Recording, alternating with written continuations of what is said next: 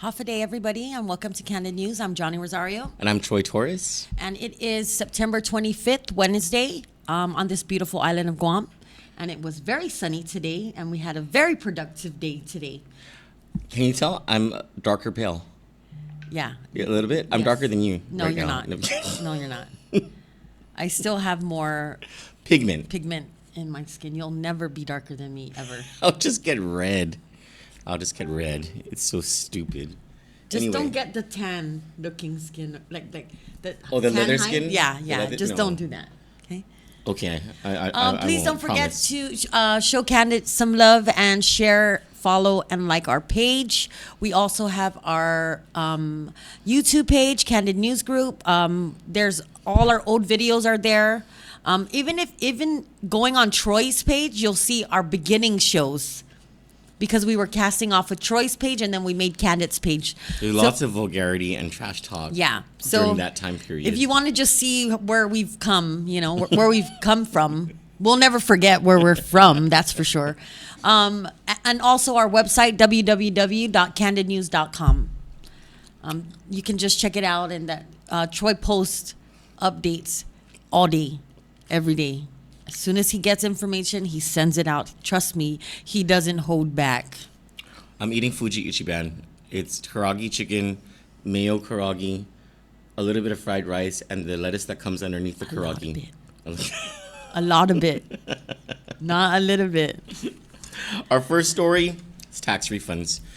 Kandit confirmed today that by the end of this week, the Leon Guerrero administration will be releasing tax refunds up through A status filings through April 15.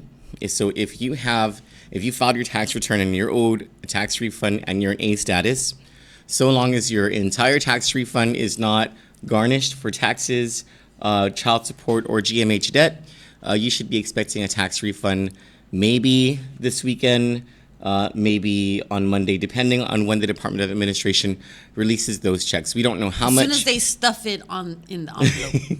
So Revan Tax this past weekend completed the processing and the printing of checks through April 15, and they began working on checks for April 18. Mm-hmm. They sent down the checks from April 1st through April 15 to the Department of Administration for Treasurer of Guam to audit the checks, stuff them in envelopes, and then mail them out. It's unclear whether they've mailed them out yet, but we did confirm that those checks will be mailed out this week. I don't know how much the liability is, but we do know that a lot of money still sits within the Bank of Guam Trust Fund account for those tax refunds and for other bills from Section 30 money. Next on the list, hold on, let me see if something came in. Yes, something just came in. Guam could be seeing some rough weather coming up soon. An area of broad low pressure designated as Invest 91W by the Joint Typhoon Warning Center has intensified to a non-warning tropical depression by Japan Meteorological Agency. As of this evening, the depression was located 540 miles southeast of Guam and was moving west at 11 miles per hour. Tropical Depression 91W shows a consolidating system, and upper-level analysis depicts an excellent environment for intensification with low wind shear, robust outflow, and warm sea surface temperature. Please do not comment on this story because Johnny has a hot mouth. Like, if she says something, it'll happen. Like, she said things before and it's happened. Like, Guam models currently agree It's just common sense. on a possible tropical cyclone development within the next 48 hours as it continues to move west-northwestward on a northwest. I feel like Chris Barnett. On a west-northwestward track. However, the forecast has low confidence as of this moment, as this disturbance has just formed. Candid News will be monitoring this disturbance and will bring you the latest as it develops. And that is Troy Torres for the weather. I'm Barbara Brown, bringing you the weather.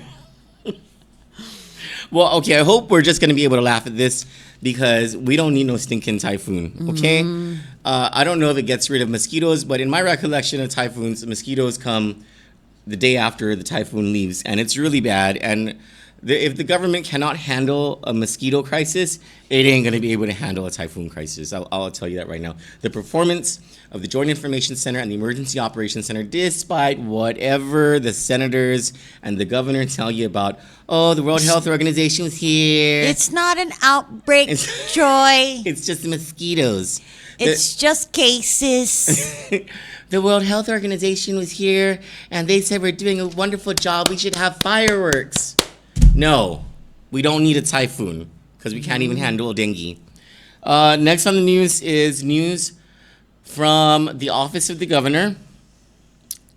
Now, a few days ago, we brought you news, disturbing news that the territories were going to hit a Medicaid cliff, meaning that the funding for Medicaid is going to run out on October 1st, or I'm sorry, on September 30th of this year, which is just 5 days away. And the reason for that is that back when Obamacare was first approved, it provided funding for the territories all the way until fiscal year 2020 for Medicaid. Medicaid is a big deal for our island because of the 40,000 families who rely on Medicaid for access to their doctors, to prescription drugs. It's a very big deal. In order to access Medicaid funding, we've had to pay a match. So for every dollar that the federal government gives us, the government of Guam over the years has matched it by $1 or by 80 cents or by 20 cents. But this past year or 2 years? This past year. This past year, they covered it 100%. 100%, we didn't have to yes. match it. That was going to end, or that is going to end on September 30th. So actually, Congressman Mike Nicholas reached out to us, and he told us about this. Well, you discovered it in the Marianas Variety. We asked him in Saipan because none of the local media was reporting it. Mm-hmm. The governor didn't say anything about it. So Congressman Mike Nicholas sent us a bunch of information, including a resolution that he authored on July 9, I think it was, of this year, that would provide Medicaid funding at a 100% match for the next 2 years, and then for some kind of a really good match. I believe it would be based on our poverty level, just like Kentucky or Tennessee, where there's a lot of poverty. Guam is just like that. So the matching level would be advantageous toward the island. So for a 4 or 5 year period, Congressman Nicholas's House resolution, which he co-authored. Main author is Congressman Darren Soto from Florida, and the other territories' congressmen signed on to this resolution sometime in July. That resolution, the provisions of that resolution, will need to move forward in order for us to continue the funding after September 30. However, just a few days ago, Congressman Nicholas let us know that there is a continuing resolution in Congress for funding for for everything. The government needs to stay afloat, and the government doesn't have a budget. The federal government, I mean. So the House passed a continuing resolution. Up to November 21st. Up to November 21st. In that continuing resolution, Guam and the territories would receive Medicaid funding at the 100%. Mm-hmm. So the Medicaid cliff, if the Senate approves it and the president signs the continuing resolution, will be staved off until November 21st. Now, after we brought you that story, well, I think today, the governor took some action. After all this time of not taking action since July, but finally the governor has taken action. She says, this is a news release from the governor's office. With a few days left in the fiscal year, Governor Lou Leon Guerrero is calling on Congress to pass a continuing resolution that will extend Medicaid funding to Guam beyond September 30. Governor Leon Guerrero sent a letter of support to Senate Majority Leader Mitch McConnell for H.R. 4378, the Continuing Appropriations Act 2020 and Health Extenders Act of 2019. That sounds kind of pornographic. In particular, Section 1302 of the bill would extend the current 100% federal Medicaid assistance percentage for the territories through November 21, 2019. In the release, the governor says the expiration date is fast approaching and our Medicaid funding will revert back to the current levels. However, the continuing resolution addresses our concerns by extending the current 100% FMAP for the territories through November 21, 2019. In June, Congress passed and President Trump signed into law H.R. 2157, the disaster aid bill that included a provision to increase the FMAP on expiring Affordable Care Act funds for Guam to 100%. Without the provision, Guam would have been required to put up a match of 45% in order to draw from available ACA funds, or Obamacare funds. Earlier this month, Governor Leon Guerrero, along with the chief executives of the U.S. Virgin Islands, Puerto Rico, Northern Mariana Islands, and American Samoa, sent a letter to congressional leaders to raise concerns about the disparate treatment of U.S. territories under the Medicaid program. This was the news that Johnny found in Mariana's Variety and Saipan that the governor's office never told us about last week. Yeah. She says access to health care is equally important to residents of the U.S. territories as it is for the 50 states. She added, while the continuing resolution to extend the current 100% FMAP for the territories through November 21 provides Guam with temporary relief, I must ask Congress to fully address the inequality between the territories and the states by calculating our FMAP based on a formula that considers per capita income and removing the Medicaid cap itself. Now, Congressman Mike Nicholas is about 50 steps ahead and is trying to get passed a bill. Is he mentioned anywhere in that? No, he's not. He's not. And the congressman is the person who's been pushing this through. Governor Leon Guerrero has offered him no support whatsoever in getting this pushed She offered everyone else support. She did. Everyone around him. This is so sad because this, whatever animosity Governor Leon Guerrero has toward she has a lot. Congressman San Nicolas is getting in the way of the people's business. And this is a very important matter that affects the lives of 40,000 families. Imagine the families with infants who need medication, or pregnant mothers who need what is that thing called? Prenatal care. They need prenatal care. Imagine old people whose medications for them are life or death, cancer drugs, diabetic drugs, insulin. The list goes on and on as to how important this is for many people on our island. And the congressman has been working on this. The governor has not extended her support to him. She's just, I don't know if she's just trying to take the credit for herself or something stupid and insolent like that. But we did interview Carlo Branch, the governor's director of policy, on this issue today. Let's hear what he has to say. All right, moving on to Medicaid.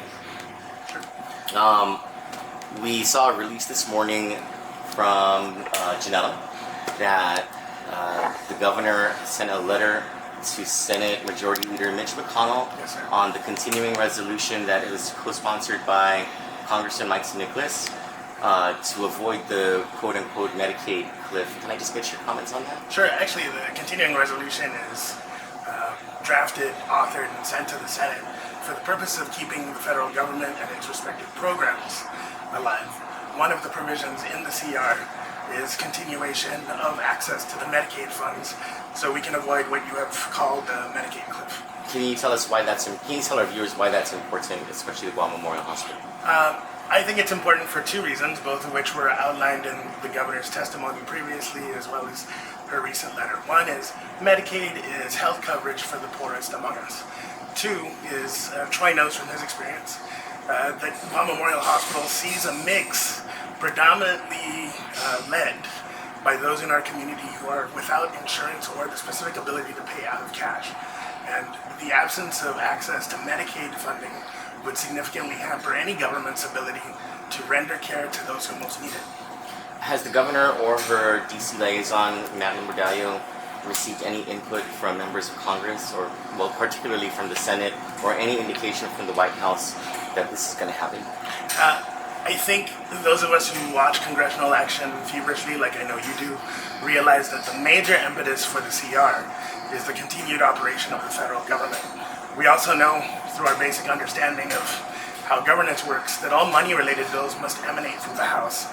So as a result, we're pretty confident that the federal government will continue to operate and that the provisions inside the CR will be maintained going forward. There's no guarantees in this type of work, but we're relatively confident. What about, is there any fear that it would be taken out in some sort of conference between the House and the Senate? I think there's always that fear, so you remain vigilant. But I would remind people that there are millions of American citizens who reside in each of the territories, not the least of which are members of the island, not the least of which are citizens of Puerto Rico, which hold a great deal of sway in the American electorate in states like New York and others. Now, what about the issue of the fiscal cliff, the medical cliff being moved down the line to November 21st? What is the governor doing to support the Congress? Well, actually, it's Congressman Darren Soto from Florida's resolution. I can't remember the resolution number, but it's the one that provides a fix for the next at least 4 years. Right, you're right about that. And there are several pieces of legislation, some moving through the House and others moving through the Senate. Most notably, legislation sponsored by Senator Bernie Sanders that would do relatively the same thing. The governor's message has been consistent and clear. We will take any fix that solves this problem in the long term. The Medicaid cliff description comes from the fact that from the years preceding after Obamacare, Guam and the territories had access to Medicaid funds in an amount not seen previously. So the idea is that Guam and the territories will get used to spending at a rate or clip that they cannot sustain without that funding. So I think numerous administrations from all of the territories have been clear that that dramatic shift in federal policy would harm many. That is why the governor, Governor Leon Guerrero, joined with other territorial governors to make clear to the Senate that we needed a fix, that we are thankful for the fix that we have, but we know it's a Band-Aid solution to a much larger wound. So the Soto resolution, which was co-sponsored by Congressman Nicholas and the congressmen of the other territories, provides for 100% FMAP. Yes. So that would be a huge or significant fiscal burden taken off of the local government. Is the governor going to send any letter in support of that resolution to members of Congress? I believe that the governor has, through the administrator on Medicaid and through her own comments, been very supportive of any of the legislative solutions potentially available, whether it's Congressman Soto's or Senator Bernie Sanders or any of the other measures that could provide the relief you're speaking of. We wouldn't close ourselves off to any option. So it's possible that a letter will be sent to specifically endorse this resolution. I think it's possible that we will support every plausible solution that would work for the people of Guam. So the answer is yes. If we felt that it would help, the territorial governors have already sent correspondence to members of the Congress illustrating our support for any solution. What's the timeline for when some letter like that might be sent? As I stated previously, the governor joined with other territorial governors to state that any solution out of both the House and the Senate would be seen favorably by the people of Guam, and most especially by the governor. Has she reached out to Congressman Nicholas regarding this resolution yet? I haven't had that specific conversation with her, but I'm sure that we're willing to work with the delegate on any matter he views important. And will Joey Terlahi be asked to resign? The governor's comments on that matter are forthcoming, and she will comment as soon as appropriate. And when would be appropriate? As Soon? quickly as possible. Okay. Ash. Barnes helps with emergency response efforts. Tina Munya Barnes, who is serving as the acting lieutenant governor while Lieutenant Joshua Tenorio is attending to a family matter off island, has been busy over the past couple days. She and her office have become more immersed in the handling of emergency response plan. Below this story, we provide the 4 images of flyers and information sheets her office sent to Kandit News Group. She asked that we share this information with the public.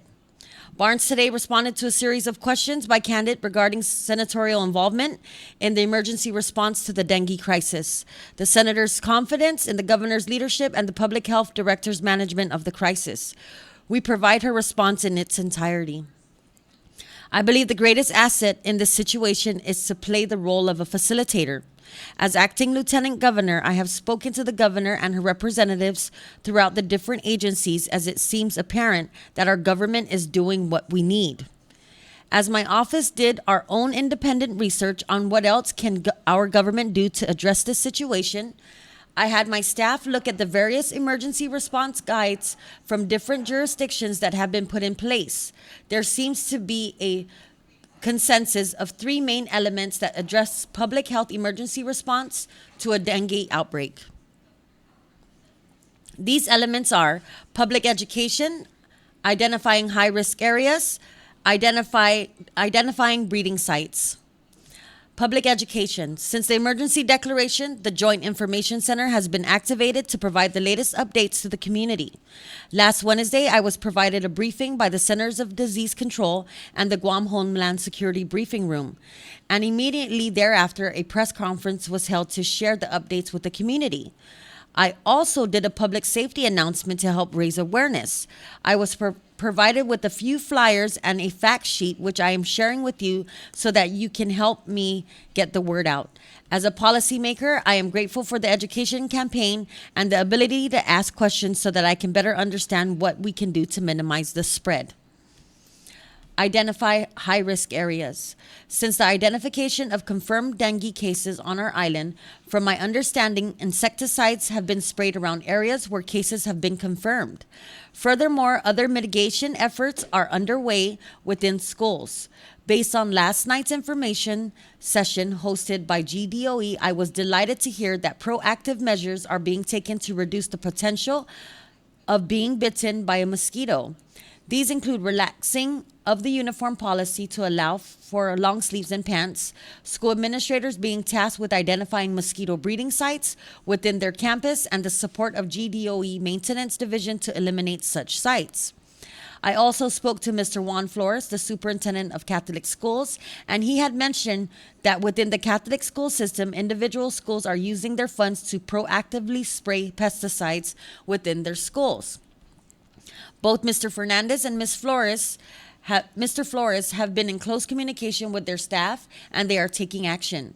With regards to Harvest Christian Academy, I understand there was a confirmed case, but their team, in tandem with the governor's office, have been working closely with stakeholders to address proactive steps that have been taken. From my understanding, DPHSS is disseminating informational letters to all Catholic schools, private schools, charter schools, and Dodea schools with information for parents and staff regarding the dengue virus. Identify breeding sites. It was shared with me that DPHSS, epidemiology, and surveillance teams continue canvassing homes and notifying patients in areas of concern to help clean any potential breeding sites. Furthermore, a government-wide effort by the Department of Public Works, the Mayor's Council of Guam, Chamorro Land Trust Commission, Department of Agriculture, Guam Environmental Protection Agency, and the Guam Police Department continue to work together in areas of concern. DPW continues collecting and transferring debris and to eliminate mosquito breeding sites. DPW, working with the Dedido Mayor's Office, removed 28 abandoned vehicles with 20 white good appliances and 554 tires from the high-risk area identified in Dedido. I was also informed that discussions are being had with the other federal partners to determine what other measures and resources can be provided with regards to prevention efforts. Director DeNorsi is meeting with stakeholders at the Association of State and Territorial Health Officials to seek additional assistance on this dengue outbreak. She has entrusted acting DPHSS Director Lauren Duenas and remains in close communication with the acting director. At yesterday's information session, Acting Director Duenas shared that they are working with the Pacific Island Health Officers Association, who has native speakers from the region to further the outreach efforts to members of our community. Furthermore, DPHSS informed us last night that mosquito nets are being provided free of cost by DPHSS for members of our community. As I have stated before, should this funding run out, I am on standby to call the Guam legislature into session to ensure that we give those on the front lines what they need to combat this in the most expedient way possible. Pursuant to, is that subsection? Subsection 102 of our standing rules of the 35th Guam legislature. Emergency sessions. At any time when the legislature of Guam is in recess or has adjourned, the speaker or acting speaker may summon the legislature upon at least 2 hours' notice to convene for whatever period of time the legislature shall deem required, provided that the speaker shall certify in writing that an emergency condition exists, which I assure you that as soon as the money runs out, the legislature will work closely with the administration to have a bill sent down, and I will call session for 2 hours later. With regards to your concerns regarding the 5-day reporting requirement, based on my experience in the 7 terms that I have been in office, the 5-day requirement as prescribed by law once such transactions are complete. Once the administration informs me that the funds have run out, that means that no more transactions can be made, and within 5 days I should have a report at my office outlining such transaction.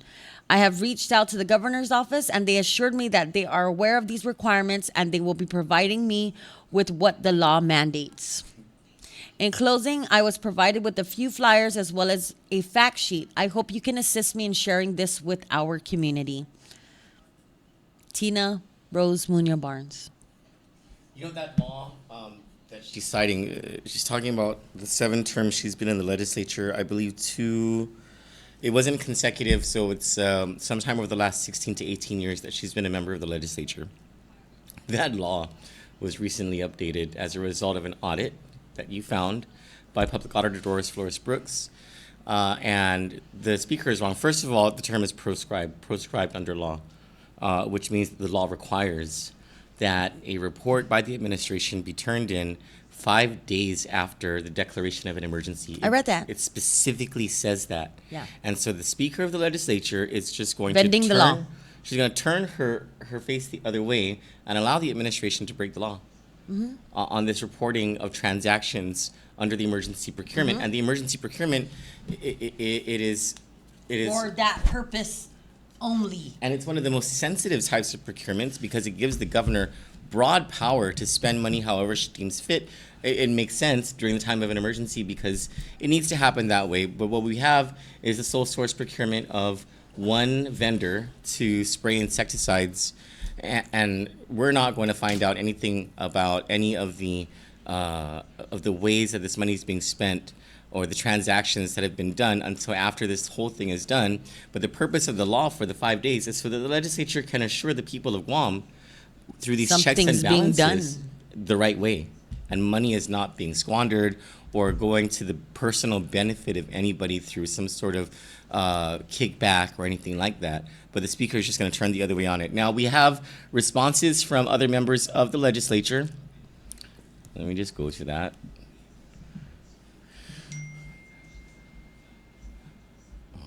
Oh, that's the wrong email. We have responses from, we got responses early on from Senator Clint Rigel and from Senator Regine Biscoli, who essentially have said that while they are not actively involved in the handling of the emergency response, they have not volunteered to help with the emergency response situation. At the very least, Senator Lee said that she is in constant communication with the governor and her staff about this and a number of other issues, and that both of them would stand ready to support an appropriation for funding should the emergency funding run out. Now we have 2 new responses, one from Senator Telo Taidigui, who is off island and apologizes for late response, but she says she is not involved with the emergency response efforts. She has not spoken with the governor on this matter. However, she says, I've spoken with JIC representatives and village mayors regarding ongoing mitigation and response efforts. She says about the preparation of any bills to help with the funding, she says, not at this time. I'll work with my colleagues to review and respond to funding requirements requested by the governor. On the issue of confidence in the governor's ability to lead the crisis, she says, yes, if there's any specific issue the legislature needs to be made aware of concerning response efforts, please let senators know. I guess since she's been off island, she hasn't really heard the public outcry about the whole lack of leadership and Of course, competent management. her co-workers or her colleagues aren't going to tell her the failures that they're having. Yep. Remember, they're not going to speak amongst themselves and talk about where they failed. Yep. So, of course, communication is not getting to her about what's really going on. But she should call Kandit or watch Kandit while she's off island. Senator Joseph Augustine on the same question says, regarding his efforts to help, he says, at this present time, I remain vigilant to the process with which public health and the administration are responding to this concern and stand ready to provide support that may be required to bring resolution to this issue. He says, while I have not spoken directly with the governor, I stand ready to provide support toward resolution. Regarding any bills, he's the appropriations chairman. He says, the governor has exercised her powers in declaring a state of emergency and has committed any and all resources available to her to combat the dengue issue. Should additional legislation be required for additional appropriations, I will work with my colleagues to ensure the resources needed are provided. On confidence in the governor, he says, I am confident that the governor, along with the experts at public health, are doing what is required to address this issue. Regarding confidence in the public health director, he says, the director of public health has displayed her ability to manage this crisis with the support of her department experts. I think our senators are so freaking out of touch with reality. It's befuddling, to say the least. And this, I don't know if they're just trying to not offend the governor and the director of public health, but for them to tell the public that everything is hunky-dory, that ain't gonna fly. Maybe we should put the dengue crisis through the public auditor and let him audit how they handled this situation. Well, the good news about the dengue crisis, is that at least for today, there were no new confirmed cases. There were several suspected cases that came back as laboratory negative, and so we're just gonna hope and pray that this is the end of it, that they have. That there will be no more infections and that they've killed all the mosquitoes that are carrying the disease. And the first outbreak in 75 years, or as the governor puts it, the first series of cases in 75 years will be behind us quickly before the typhoon comes. When we come back, we'll get to our top stories regarding Joey Terlahi and Marshall Allen Eckley and raping of women.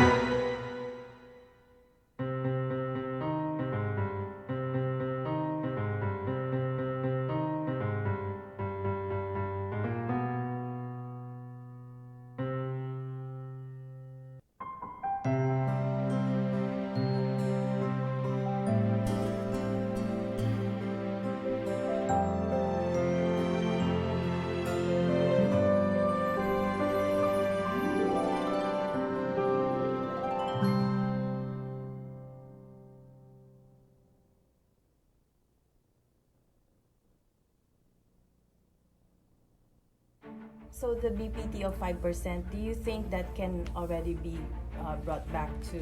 I have made my 4%? position about that, and I have said that I don't want it rolled back. I'd like to see what fiscal year 2020 and fiscal year 2021 gives, because as a result of what has happened, we were able to actually also close the gap as a result of President Trump's Jobs Act legislation that took away about $68 million from our general fund.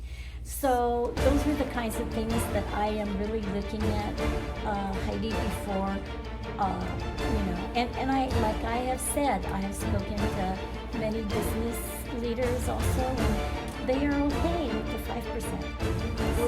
Will that stay at least until 2020, fiscal year 2021, so 2022, there might be a I would like consideration. for it to stay, and I'd like for it to stay forever.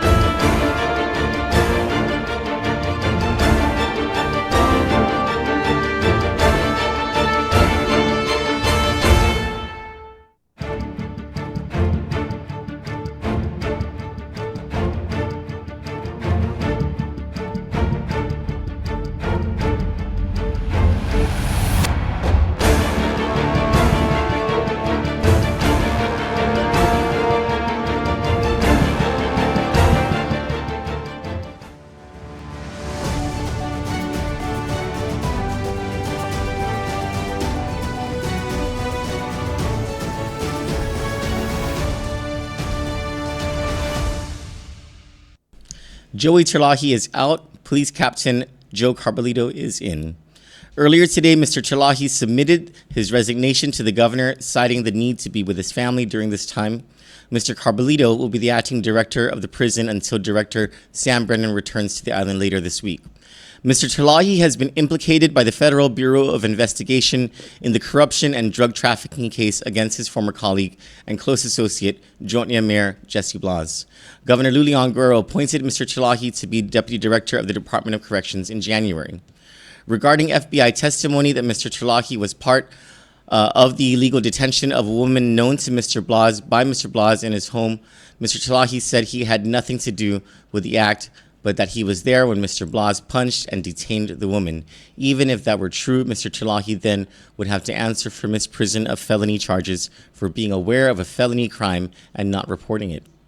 Mr. Terlahi is the son of Senator Jose Pito Terlahi, who is the former mayor of Jointnia, a retired police officer, and the senator with oversight power of the island's local law enforcement agencies.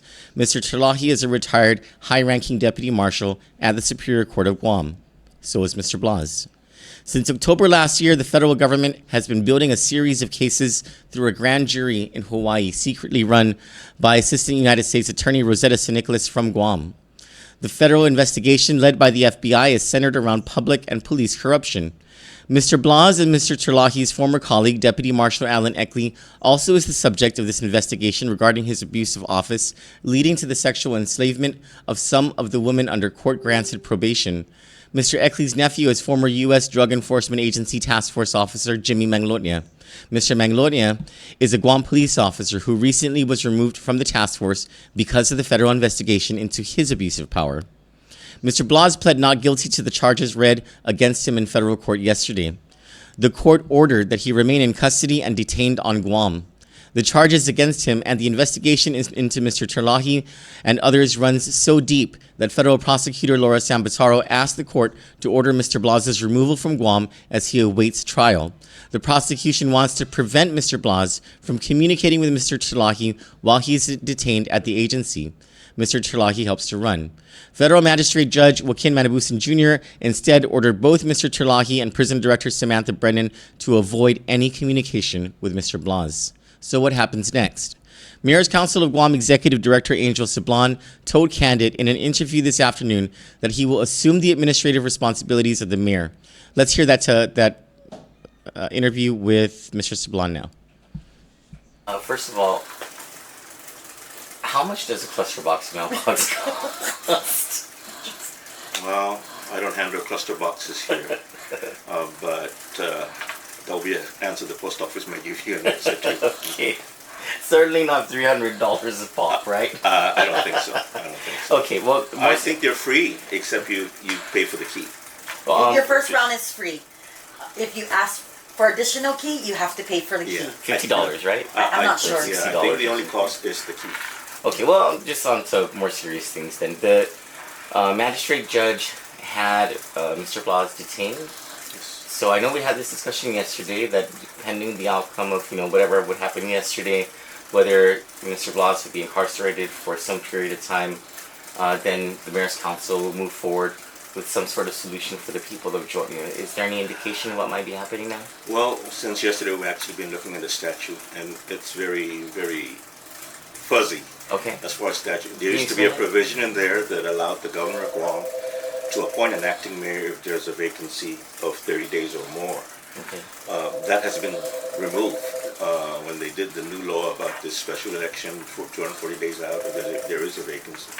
So the law now states that if it's a resignation, a death, removal from office, or can't perform your function, then something kicks in where there'll be a vacancy that's declared. Now, my question is, who declares that vacancy? It's not the Guam Election Commission? We're talking with them right now, and I think it's something they're also researching. Okay. I've asked Senator Pito's office to check with the Attorney General's office to get a clarification. Okay. But what we're doing right now is the office is still open. It's still operating. How is it operating and who makes the decisions in Georgia? Well, the president of the council, we just had a meeting this morning, I told you. Mayor Melissa is, because I'm the certifying officer for the entire MCOG, all financial documents and timesheets and things that will require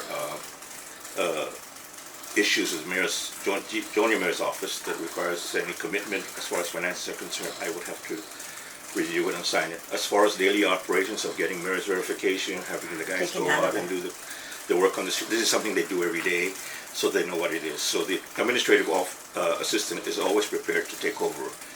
When mayors are off island, they go somewhere or they're ill, it's always the administrative assistant that does all the work at the mayor's office. Now, considering the certifying officer law, are you concerned that in signing documents for attesting to activities happening at the Junior Mayor's office while you're not there might put you at risk? Oh, certainly, but these are things that we review. I don't just bring papers here and certify it. I would have to ask questions. What's this receipt for? What's this timesheet? Are you sure that they're? That they're working those hours. Yeah, yes. Okay. In fact, even for the mayor himself, we have no way to contact him except through his attorney. So we're preparing the leave forms for him, because I'm certainly not going to attest that he's been performing work when we already know that he's incarcerated. So I would contact his attorney, bring the leave form, and have the attorney bring it to the mayor for his signature. If he doesn't sign it, then we'll be on leave without pay. If he signs it, it's either annual leave or the usual administrative leave that we give people that have been, Who has the authority to issue that administrative leave to the mayor? It's in law. No, but who has that authority to issue administrative leave? I will sign, and then the president of the council will be the final signature. So who would determine that, or how is it determined that a mayor is unable to perform his duties? That's the big $1 million question. Okay, so the law just says unable to perform their duties. Because in reality, he's still the mayor. Okay. He has not been stripped of his authority. At least I haven't seen any court order that strips him of his authority. Now, whether his presence will not be there, so obviously he's not performing his duties. How long down the road do we last without him performing before we say yes? The election law commission states 30 days. It used to state 30 days. Oh, no more. It doesn't state 30 days anymore. It's quiet. It's silent on that. So we're asking for a legal opinion from the AG too. Okay. So right now I'll be the signatory for all financial documents and timesheets, and the AA will be doing the usual running of the office with the guidance from our office, of course. Does it make it harder that there isn't a vice mayor in Jotnia? Does it make it harder? Yeah, for paperwork issues, like trying to find another mayor No, or... it doesn't make it harder because, he's been asking actually to get a vice mayor for Jotnia. Oh, wow. But Nobody ran?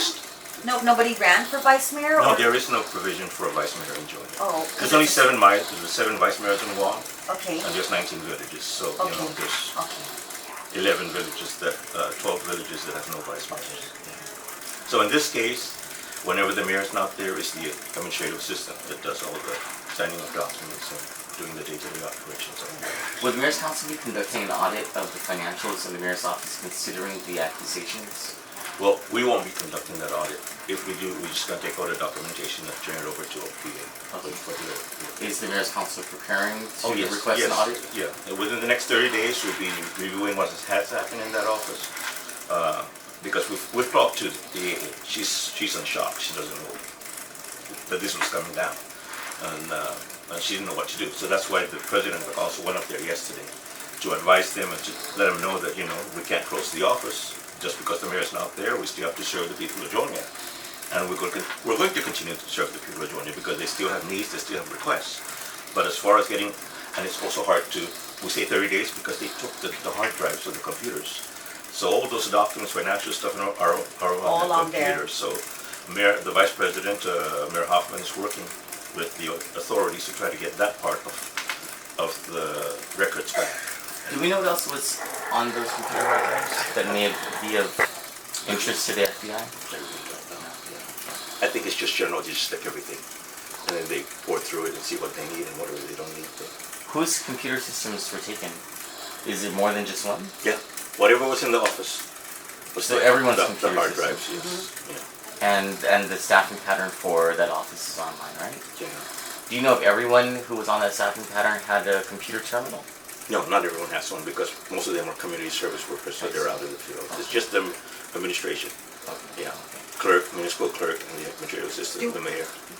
Does the mayor's council know if anybody else in Jonia Mayor's office was arrested or involved in any of this? Not to my knowledge, no. Has the U.S. Postal Service begun to ask anything of the Mayor's Council? No, they have not. Yeah. We haven't gotten any questions from anybody, actually. On anything. I think they got all their answers already. They're not gonna be asking any questions. Is the Mayor's Council aware of any other mayor or staff of the Mayor's Council or any of the mayors who is under investigation by the federal government? I personally do not know, and I hope not. The Guam Police Department has known about accusations of rape, sexual exploitation, and human trafficking made by several women against Superior Court Deputy Marshal Alan Eckley for nearly 1 year now and has done nothing about it. Sorry, guys. Federal Bureau of Investigation Special Agent Rafael Fernandez, who is on Guam as part of a special team attacking public and police corruption, took the stand at federal court yesterday in Jesse Blas's case and revealed an ongoing pursuit of current and former Guam marshals involved in corruption. One of the cases involved the sexual exploitation of women with active warrants. Kandit News Group in November last year first broke the story of a woman scared for her life and on the run from Guam marshals because of her fear that Mr. Eckley would force her to have sex with him. This woman detailed for Kandit in an exclusive and heart-wrenching interview how he would threaten to use his power as a marshal to apprehend her and send her to jail if she did not perform sexual favors on him. Just for now, all I really want is to stop hiding, the woman told Kandit in tears. I am scared and I'm going to walk out of my house and he's going to be there. Since we aired that story last year, Kandit identified and found 12 more women who Mr. Eckley has exploited and trafficked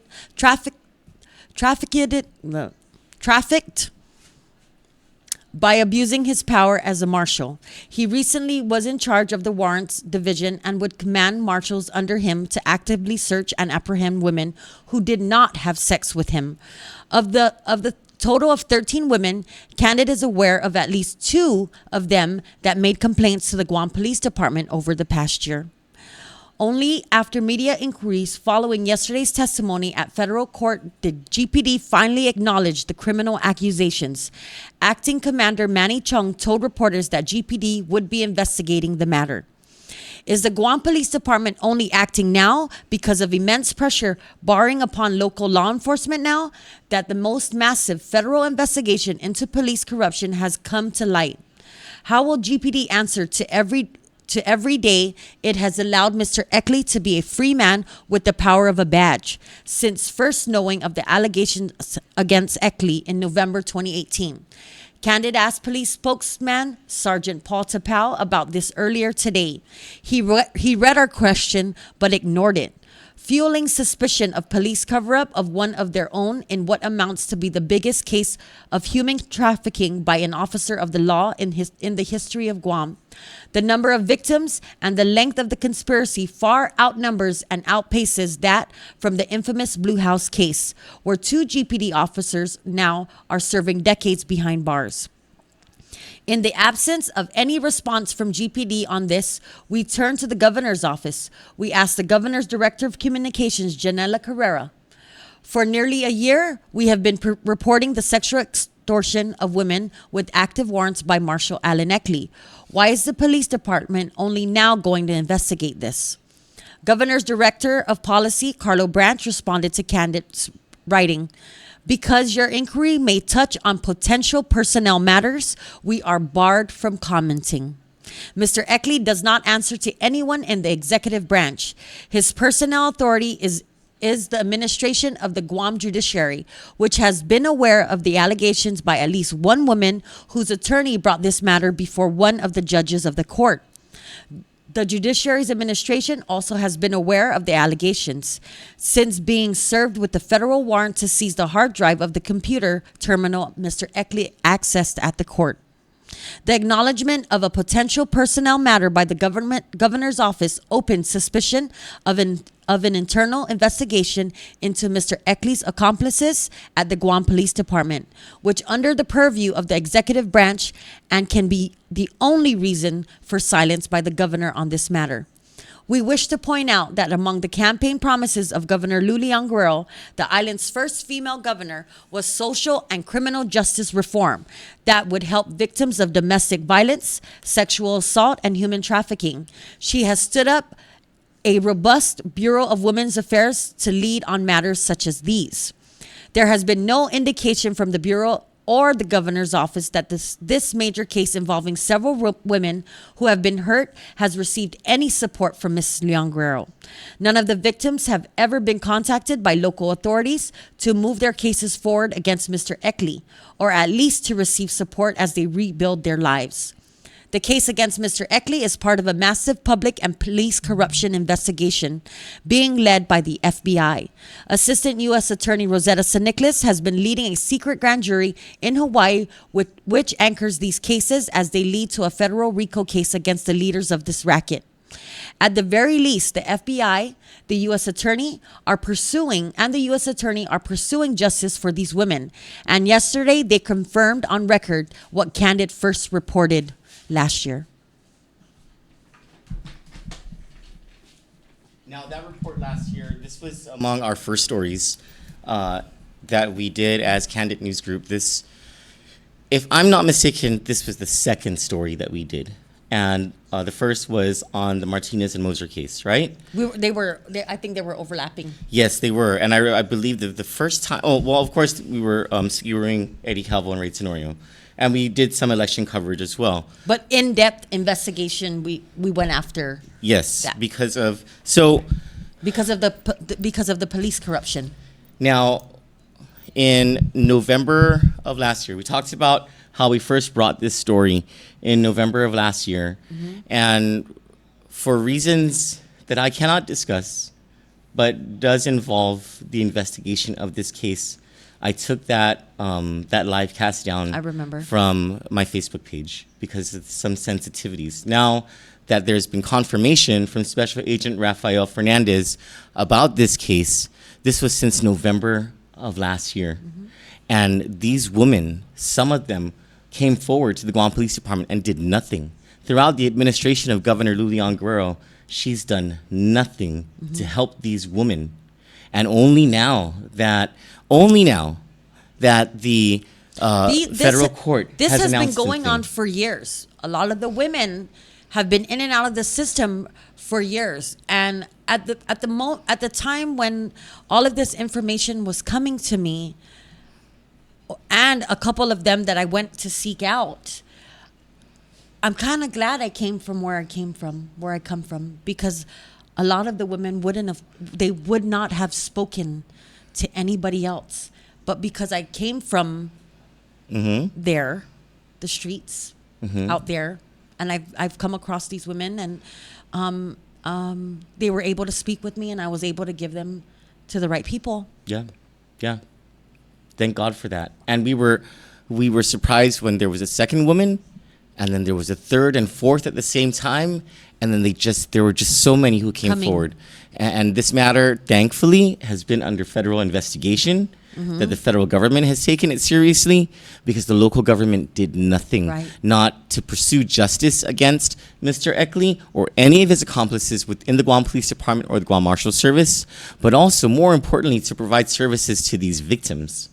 Even a local court judge is aware of at least one of these victims and how she was being pursued based on active warrants. And she doesn't want to be found because the people who find her are the people who hurt her. The Guam Marshal Service, and not all of them, not even most of them, I'm going to bet. Yeah. But some of them who were under Alan Eckley's command. Now, what I did find was the write-up that we did last year, and I want to read it to you. About an hour ago, this was back in November of 2018, about an hour ago, a woman whom a mutual friend brought my way left the place where we met only slightly less scarred than when we first met 2 hours prior. It's amazing her fear hadn't escalated, but then again, I had never heard a true story like this one, so I wouldn't know how to compare her behavior and reactions, but she was scared for her life. And why shouldn't she be? A Superior Court of Guam deputy marshal is threatening to have a judge issue a warrant for her arrest if she doesn't submit to sex with him again. She's not the only woman on pretrial release from whom Deputy Marshal Alan Eckley is extorting sex in exchange for freedom. Mr. Eckley has several other victims, according to this woman, who spoke with me on condition of anonymity for a very obvious reason. Quote, "Just for now, all I really want is to stop hiding," she said, shaking and holding back tears. "I'm scared I'm going to walk out of my house and he's going to be there. And that's because Mr. Eckley has shown up at private locations where she would be and where a Superior Court Marshal in uniform and on the clock had no business being. He would follow her and appear with no warrant or work-related reason to communicate with her. He is a marshal, not a probation officer, so he has no business with her at all except if there were a warrant for her arrest and the chief marshal assigned the search for her to Mr. Eckley. But there was never any official reason for him to show up at private residences looking for her or calling her cell phone. Every time he saw or spoke with her, he said one thing, quote, "If you help me, I'll help you," unquote. Those days when he would show up to harass her always followed occasions when deputy marshals under Mr. Eckley's command would pull over this woman on the road for no reason at all. I don't even think court marshals have jurisdiction to make traffic stops on Guam's highways and village streets. This woman has pictures, text messages, and phone records of this nightmare she's been living through. Quote, "Maybe jail is better because it's not like I have any freedom out here. I have to hide all the time. I'm scared for my life. At least in jail, it's all women," unquote. Mr. Eckley has abused his position even more than I've already reported. He manufactured reports of this woman's conduct on pretrial release in order to keep her and others under the court's watchful eye longer than they needed to be. The conditions surrounding her release have been extended, with threats from the judge that her plea agreement would be revoked, along with her freedom for a crime she pled guilty 2 years ago. She should have been done with probationary conditions a long time ago, but Mr. Eckley used the color of his authority to keep this woman in the system longer. It sustained the leverage he needed to continue subjecting her to what truly amounts to involuntary servitude, the enslaving of a victim of police corruption of the worst kind, so that he could have his way with her. Guam law says this about what Mr. Eckley is doing to this woman, and you can find these excerpts in the full reading of the Human Trafficking and Criminal Exploitation Act of 2009, Chapter 26 of Title IX Guam Code annotated. Under its definitions, it says commercial sex acts means any sex act on account of which anything of value is given, promised to, or received or exchanged directly or indirectly by any person. Services means any act committed at the behest of or under the supervision of or for the benefit of another. Victim of trafficking in persons means any person, whether a U.S. citizen or foreign national, who has been subjected to the crime of trafficking in persons, involuntary servitude, sexual servitude of a minor, or transported in violation of trafficking of persons for forced labor or services as set forth herein. And what the statute says, trafficking in persons, any person who knowingly recruits, entices, solicits, isolates, harbors, transports, provides harbor, transport, provide, or obtain by any means another person, knowing that the person will be subjected to sexual servitude of a minor or involuntary servitude. Involuntary servitude, any person who knowingly subjects or attempts to subject another person to commercial sex acts or labor or services through the use of any of the following means: physically restraining or threatening to physically restrain another person, abusing or threatening to abuse the law or legal process, extortion or blackmail, deception or fraud, using any scheme, plan, or pattern, whether overt or subtle, intended to cause any person to believe that if the person did not perform such labor, services, acts, or performances, that person or another person would suffer serious harm or physical restraint, commits a first-degree felony. And accomplice liability. Any person who knowingly aids, abets, or conspires with one or more persons to violate the criminal provisions of this subsection shall be punishable in the same manner as for a completed violation of that section. Anyone who knew about what Alan Eckley was doing and allowed him to continue to do it is guilty of the same crime he is. Now, the Guam Police Department, for the past almost 1 year now, knew about this, not only because we reported it publicly, not only because we said these things to the Guam Police Department, but because at least 2 of these women made complaints to the Guam Police Department. And we're finding out only now GPD is going to open an investigation about this. Only now. Only because it's in the media in such a widespread way, because of an admission by Special Agent Rafael Fernandez on the stand in district court yesterday that this is under FBI investigation. You know what, GPD?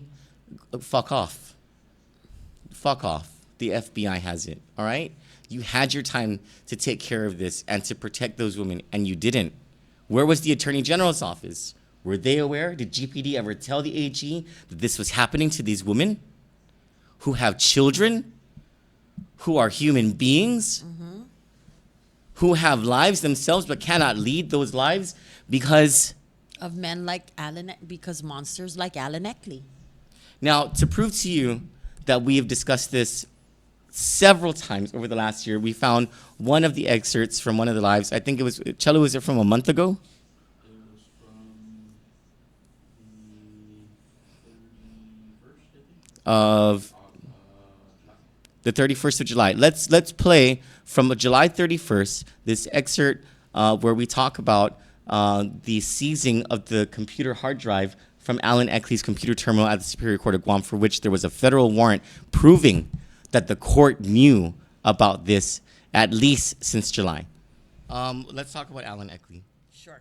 So we recently received from a highly reliable source that Alan Eckley, he's a deputy marshal in the Superior Court of Guam, Who was rehired after he resigned because of sexual assault. And it's not allegations. It is true. It was proven in civil court. In District Court of Guam. And the recent news is that his hard drive was confiscated. We're going to read you a couple of stories that will help to frame this for everyone. Yes. And this is from the Post, Guam Daily Post by John O'Connor, July 16, 2018. A deputy marshal has been rehired and promoted at the Superior Court of Guam 10 years after he resigned following a workplace sexual harassment complaint that ultimately led to a lawsuit against the court. The Superior Court declined to confirm if it paid the plaintiff as part of a settlement, citing confidentiality rules. The court also has refused to answer inquiries regarding the deputy marshal in question based on the same rules. Both parties agreed to dismiss the case shortly after District Court Judge David Ezra denied the Superior Court's motion for summary judgment on March 27, 2012. Alan E. Eckley was accused of harassing a fellow deputy marshal on separate occasions, beginning in 2002 and continuing to 2006. 4 years. Eckley was a deputy marshal too when the allegations were levied. Current staffing patterns list him as a Deputy Marshal 3. It appears he was rehired in February 2016 based on social media postings. While the Guam Daily Post made efforts to contact Eckley, he has not responded. A complaint filed at the District Court of Guam in 2008 stated that Eckley's unwanted advances on the plaintiff included intimidation, threats of sexual assault, and assault. Eckley had a history of unlawful conduct and conduct contrary to the employment rules of the Superior Court, according to the complaint. The plaintiff, Debbie Perez, stated that she informed the court's Equal Employment Opportunity Officer about Eckley's alleged actions, but nothing was done about the matter, and the court even denied her leave to seek medical care for stress due to the hostile working environment. An attorney for the Superior Court attempted to have the case dismissed, stating that the court was unaware of the alleged harassment before February 16, 2006, and that its conduct afterwards was not unreasonable. This motion was denied, as well as subsequent motion for reconsideration. A summary of events is contained in the orders of these motions. In the case, Paris described one of the incident after she and Eckley had lunch. He pulled to the side of the road by an overlook and began to touch or kiss her. And in another alleged incident, pinned Paris's arms to her side and grabbed her breasts, the court documents state. These incidents were made known to Marshal John Tyrone, an Equal Employment Office official at the time. Current staffing patterns list Tyrone as a deputy marshal supervisor. Tyrone construed the allegations as a bunch of horseplaying and a way to alleviate stress among marshals by joking with other personnel, according to the order denying summary judgment. Paris was told she had grounds to file an official complaint, but she hesitated initially, stated that she feared repercussions. The matter was relayed to the Chief Marshal Pito Cruz, but no remedial action was taken without the official complaint. The district court could not find that this was reasonable or unreasonable, as Superior Court stated. Superior Court did not commence an investigation, did not speak with the alleged harasser, and rather than make clear that sexual harassment was not tolerated, seemingly endorsed the allegations as mere horseplay, the district court stated in the order on summary judgment. Eckley was on military leave when Paris spoke to Tyrone in February 2006. He returned to work on March 13, 2006. Paris went on military leave between March 10 and March 20, 2006. She and Eckley worked together for 12 days at Superior Court between March 20 and April 18, 2006. The plaintiff filed a police report and formal harassment complaint against Eckley at the Superior Court on April 18, 2006. Eckley was arrested but released and returned to work according to court documents. Paris's work assignment was temporarily changed to limit contact with Eckley, but they encountered each other on April 19, 2006. Eckley was placed on administrative leave later that day but voluntarily resigned shortly after. Paris later filed a civil case at the district court in June 2008, accusing the Superior Court of discrimination. Both parties ultimately stipulated dismissing the case, and the order was issued on May 9, 2012. When the Post inquired about why Eckley was rehired, the Superior Court stated that information regarding personnel matters at the Judiciary of Guam was confidential. The Post also inquired if any changes were made regarding court policies on sexual harassment, considering Paris's alleged treatment by the EEO office. A copy of the court's updated EEO policy was provided, which outlines confidentiality regarding personal information. And that was from the Post. So, that story was in July of 2018, right? Yes.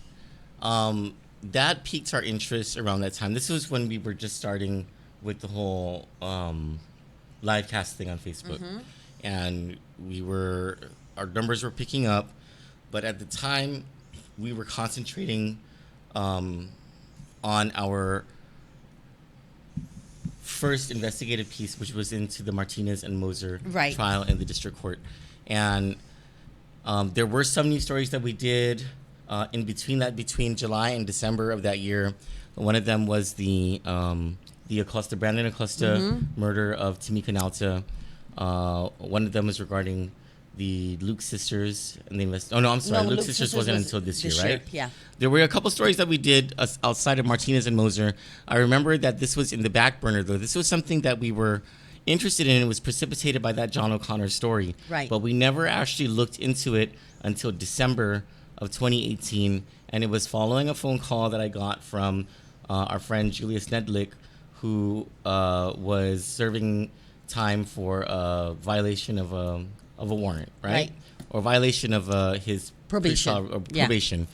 And Julius told me that the person who apprehended him was Alan Eckley, and that Alan Eckley had a particular interest in my wallet found in the car when Julius was apprehended, and then there was this thought in the beginning that Alan was connected with the Mandania Drug Task Force, and so it made us think, okay, this is a dirty cop with regard to his conduct on sexual assault, right? Right. Because he had this thing. Obviously, he's politically connected because he got his job back during the administration of Josh Tenorio as the court administrator, right? Right. And then to find out this thing about the connection to the Mandania Drug Task Force, we thought there's something even more to this. No, but he also was calling someone very close to me, and when my cousin when she answered the phone, right, it was from the 475 number. Yes. So she went. The guy asked her. Alan asked her name, and she said, "This is she." And then I guess he was trying to get her, like flirting with her. And then she's like, "How did you get my number?" And he says, "Oh, you have a warrant." And she's not dealing. She's never been arrested. She's never. And she's like, "What?" So she said, "Lose my number," because her number's not listed. Yes. So when she hung up, she called around. She also called us, and we're like, "What the hell?" When she found out that it was Alan Eckley calling her. So So when we were like, what is he doing? Yeah, what is going on? And then he even showed up at your house. Yes, but when he showed up at my house, he was very nice about it. My son walked out. He didn't even ask he just said, "Oh, is Johnny here?" My son said, "Who are you?"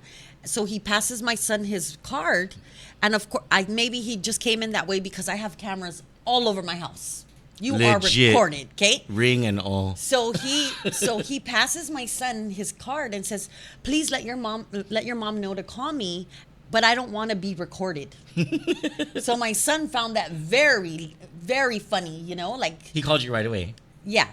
And you were like, she was yelling on the phone. She was like, "What do you mean? What did he say?" Yeah. And we found that's that what peculiar. made it. That's It was what the made trigger. us. Yes, what made us look into this mother, her trying to even get a hold of my cousin, and it just seemed weird. Even the explanation of why Alan was calling her, and this was what was told to her. So, yeah. Wait, someone who retired from the marshals tells her that they do that. They call girls. They get numbers from their coworkers, and they call these girls and try to get the girls to go meet them. Disgusting. And Yeah. that came from someone who retired from the marshal's office. So that retiree calls Alan and says, "What the do you want with Marie?" And that was it. So that was what triggered our very first investigation outside of Martinez and Moser and Brandon Acosta. Right. Right? And it was in sometime in December we published 2 stories on Alan Eckley. And let me read you the first one, because the publication of the first story led to people coming Calling us. forward. Yes. And it led to the second story. And the reason I'm going to read from the original document where we wrote the story and not from the website is because Johnny just checked the website and the stories aren't there anymore. Yeah, someone took it down. It's not there. Cast on Kandit News Group's page, you likely will find maybe 2 more of those under Kandit News Group, and then 2 or 3 under my personal profile, dating back to I think the one in November or December is gone. But the one in January or February should be there, and that's when we were still casting to my personal profile. But the point of this entire thing is that so many officials knew about this guy. So many. You heard the story about how the taxpayers had to pay, is it $800,000 or $500,000, $600,000 $600,000 to Miss Perez for the violation of her rights because she was being sexually assaulted And the by her court- coworker Alan Eckley. And the court didn't do anything about it. They didn't do anything about it. That's why the They taxpayers had allowed to pay him that. to resign and, And come back. Then they rehired him.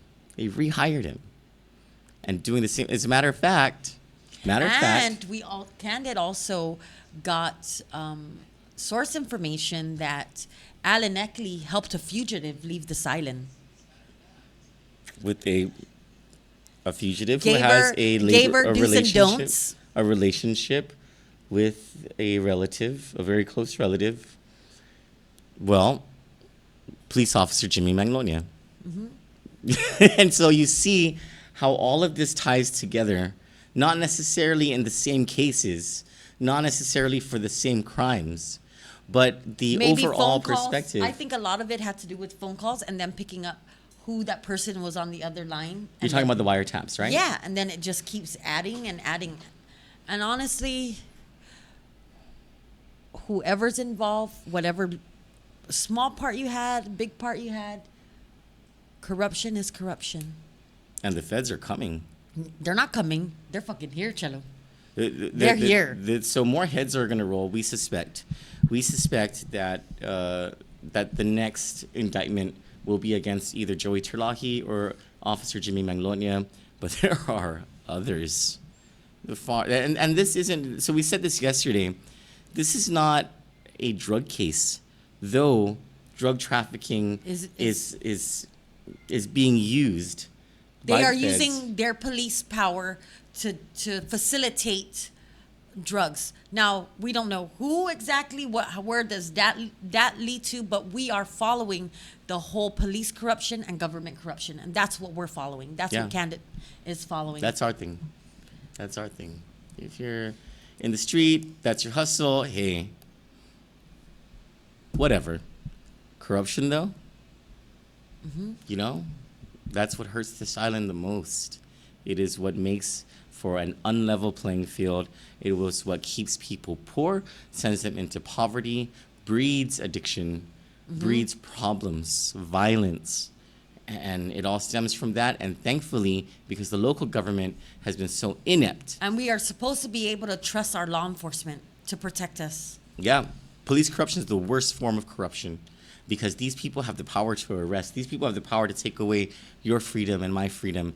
And when they corrupt even that with power, the Jesse Blas case, a uniformed officer went to the person he was kidnapping. No, not the kid, not that one.